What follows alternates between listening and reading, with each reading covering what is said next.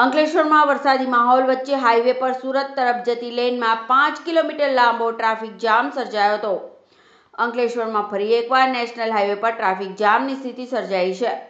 છેલ્લા 4 દિવસથી વરસી રહેલા વરસાદ વચ્ચે હાઈવે માર્ગ પર ખાડા પડવા સાથે જર્જરિત આમલા ખાડી બ્રિજ પુનઃ ટ્રાફિક જામનું નિમિત્ત બન્યો છે। હાઈવે જામની અસર આંતરિક માર્ગ પર અંશતઃ જોવા મળી હતી। અંકલેશ્વરમાં છેલ્લા 4 દિવસથી વરસાદ ખાબકતા નેશનલ હાઈવે નંબર 48 બિસ્માર જોવા મળી રહ્યો છે। અનરાધાર વરસાદમાં હાઈવે પર પુનઃ ગાબડા પડવાની શરૂઆત થઈ છે, તો જોખમી આમલાખાડી સાંકડો બ્રિજ પુનઃ ટ્રાફિક જામનું નિમિત્ત બન્યું છે।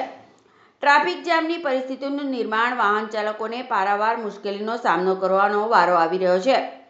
ફરી અંકલેશ્વર હાઈવે પર સુરત તરફ જતી લેન પર 5 કિલોમીટર લાંબો ટ્રાફિક જામ સર્જાતા વાહનોની કતારો જોવા મળી હતી। વરસાદના કારણે બિસ્માર્ક માર્ગ અને વાલિયા ચોકડી નજીક નાળું સાંકડું હોવાથી રોજિંદી સમસ્યા ઉદ્ભવી રહી છે, ત્યારે વારંવાર સર્જાતી ટ્રાફિક જામની આ સમસ્યાનું કાયમી નિરાકરણ લાવવા તંત્ર અને પોલીસ વિભાગ યોગ્ય પગલાં ભરે એવી માંગ ઉઠી રહી છે।